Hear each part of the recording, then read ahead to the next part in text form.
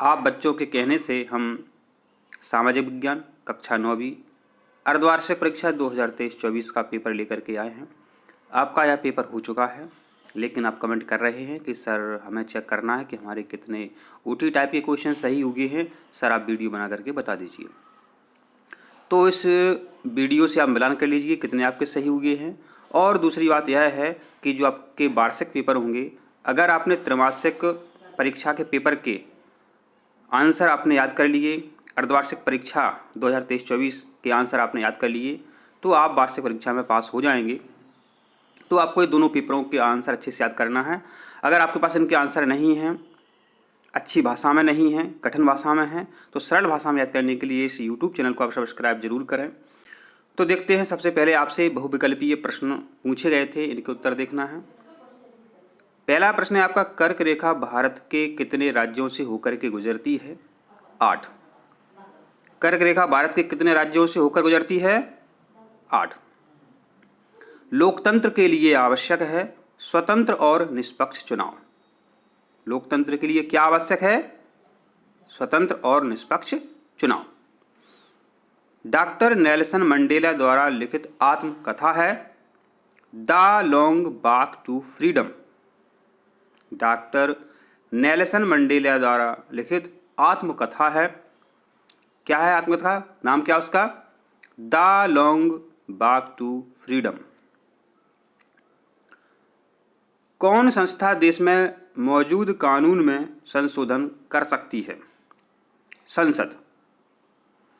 बताइए, कौन सी संस्था देश में मौजूद कानून में संशोधन कर सकती है?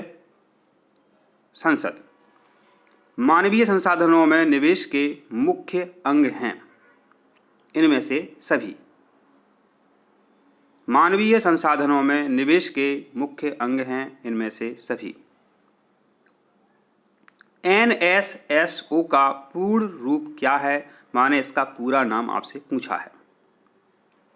N का मतलब नेशनल माने राष्ट्रीय, S का मतलब होता है प्रतिदर्श स्पेसिमेन, तो आपका पहला ये सही है, राष्ट्रीय प्रतिदर्श सर्वेक्षण संगठन।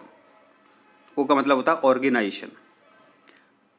तो एक का मतलब है, N का मतलब जो शुरू में N है उसका मतलब है नेशनल, S का मतलब है आपका स्पेसिमेन, और दूसरी S का मतलब है सर्वे, और O का मतलब है ऑर्गेनाइजेशन। NSSO का पूर्ण नाम क्या है? राष्ट्रीय प्रतिदर्श सर्वेक्षण संगठन।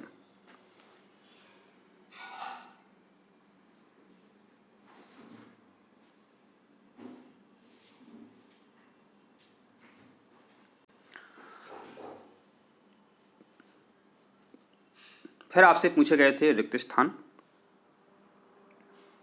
भारत का संविधान लिखने वाले सभा में कितने सदस्य थे? तो ये थे 299।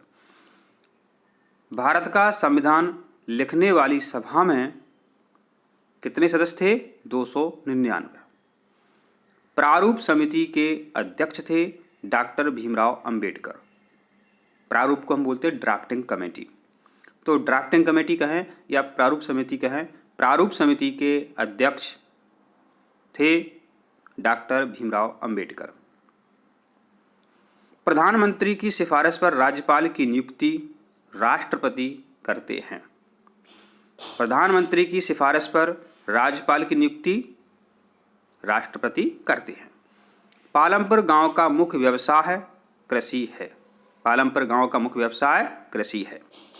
नगरीय क्षेत्रों में शिक्षित बेरोजगारी अधिक पाई जाती है। नगरीय क्षेत्रों में शिक्षित बेरोजगारी अधिक पाई जाती है, क्योंकि नगर में अब क्या करें बच्चे, तो वो अधिक पढ़ाई करते हैं तो शिक्षित हो जाते हैं, अब उनको रोज़गार मिलता नहीं है, तो नगरों में होती है शिक्षित बेरोजगारी और गाँवों में होती है मौसमी बेरोजगारी। विश्व का सबसे धनी देश है अमेरिका, और आपको सभी पता है। आप सबकी इच्छा होती है, हम सबकी इच्छा होती है, अगर अपन अच्छे पढ़े लिखे जाएँ तो अमेरिका जाएँ, और अच्छे पढ़ लिख करके कई लोग अमेरिका जाते भी हैं। तो विश्व का सबसे धनी देश है अमेरिका। अब देख लेते हैं सत्य असत्य का चयन कीजिए। भारत की स्थल रेखा लगभग 7516.6 किलोमीटर है। तो ये असत्य है, क्योंकि यह तो समुद्री की इनने लिखी है, समुद्री तट रेखा की जो लंबाई है इन्होंने लिखी है, जबकि ये प्रश्न पूछ रहे हैं भारत की स्थल सीमा रेखा लगभग है, तो वो है 15,200 किलोमीटर।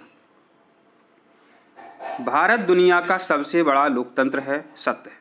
भारत दुनिया का सबसे बड़ा लोकतंत्र है, सत्य है। भारत में 10 केंद्र शासित प्रदेश हैं, असत्य है। भारत में 10 केंद्र शासित प्रदेश हैं, असत्य है। राष्ट्रपति प्रधानमंत्री की सिफारिश पर मंत्रियों की नियुक्ति करते हैं, तो ये आपका सत्य है। राष्ट्रपति प्रधानमंत्री की सिफारिश पर मंत्रियों की नियुक्ति करते हैं, सत्य है। पालमपुर में 25% लोग कृषि व्यवसाय पर लगे हैं, असत्य है। पालमपुर में 25% लोग कृषि व्यवसाय करते हैं, असत्य है। जनसंख्या की गुणवत्ता साक्षरता दर व्यक्ति के स्वास्थ्य पर निर्भर करती है, सत्य है। जनसंख्या की गुणवत्ता साक्षरता दर व्यक्ति के स्वास्थ्य पर निर्भर करती है, सत्य है।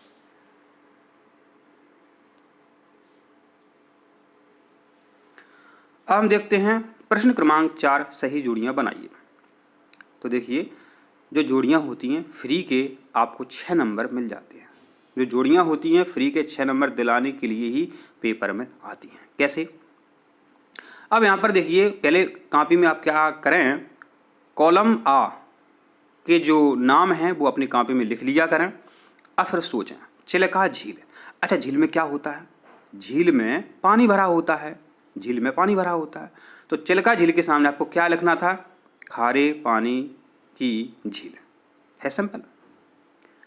अब देखो, आपको ब्यास नदी का आंसर समझ में नहीं आ रहा है तो इधर देख लें, जैसे कि मीरा कुमार है। अब मीरा कुमार जो हैं, या अपन कहें, चलो मीरा कुमार देख करके देखते हैं अपन। मीरा कुमार बिहार तो हो नहीं सकती हैं, दर्रा हो नहीं सकती हैं, दक्कन का पठार हो नहीं सकती हैं। मीरा कुमार क्या हो सकती हैं? लोकसभा के अध्यक्ष। तो मीरा कुमार जो हैं लोकसभा की अध्यक्ष बनी थी। अब देख लेते हैं अपन, जो आपको समझ में आए वो देख लिया करें। ऐसे सबसे कम साक्षरता है, तो सबसे कम साक्षरता रोहतांग दर्रा, इसकी कोई बात ही नहीं है। दक्कन का पठार, बताओ पठार क्या साक्षर होते हैं? तो अपन ऐसे सोचेंगे, सबसे कम साक्षरता वाला राज्य कौन सा है? वो बिहार है। ऐसे अपन को सोचना है। तो चिल्का झील खारे पानी की झील है। ब्यास नदी रोहतांग दर्रा बनाती है। आंध्र प्रदेश दक्कन के पठार के अंतर्गत ये आता है। मीरा कुमार लोकसभा के अध्यक्ष। गैर कृषि क्रियाएं, डेयरी, लघु स्तरीय विनिर्माण। सबसे कम साक्षरता बिहार। अब हम देखते हैं, एक वाक्य में उत्तर दीजिए। मसूरी किस राज्य में स्थित है? तो कैसे याद करेंगे अपन? मसूरी, सा में छोटा ऊ की मात्रा आ रही है तो उत्तराखंड राज्य अपन को याद हो जाएगा। तो मसूरी किस राज्य में है? उत्तराखंड में। कावेरी नदी का उद्गम स्थल कहाँ है? पश्चिमी घाट के ब्रह्मगिरी श्रृंखला से। कावेरी नदी में जो वाह है उससे अपन याद कर लेंगे ब्रह्मगिरी श्रृंखला से। तो कावेरी नदी का उद्गम स्थल कहाँ है? पश्चिमी घाट के ब्रह्मगिरी श्रृंखला से। बंधुता क्या है? बंधुता क्या है? आपसी भाईचारा बनाना। अपन बोलते भी हैं तुम बंधु हो, सखा हो, भाई हो। बंधु माना होता भाई। तो बंधुता क्या है? आपसी भाईचारा बनाए रखना। राजा के दैविक और निरंकुश अधिकारों के सिद्धांत का खंडन किसने किया था? जॉन लॉक ने किया था। इसको कैसे याद रखोगे आप? समझो, इसमें लिखा है निरंकुश। जो निरंकुश राजा होते थे, वो जिनको वो पसंद नहीं करते थे उनको कमरे में बंद कर देते थे और लॉक लगा करके चले जाते थे। मतलब जेलों में बंद कर देते थे, लॉक लगा देते थे। तो इसका उत्तर अपन याद रख सकते हैं, जॉन लॉक।